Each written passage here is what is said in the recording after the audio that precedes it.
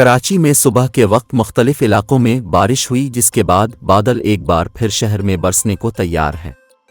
महकमा मौसमियात के मुताबिक 24 घंटों के दौरान मतला जुज़वी अब्र आलूद रहने का इम्कान है। इसके साथ ही शहर में बूंदाबांदी और हल्की बारिश की भी पेशगोई की गई है। शहर का कम से कम दर्जा हरारत 18 डिग्री सेंटीग्रेड रिकॉर्ड हुआ, जबकि ज़्यादा से ज़्यादा दर्जा हरारत 26 से 28 डिग्री सेंटीग्रेड के दरमियान रहने का इम्कान।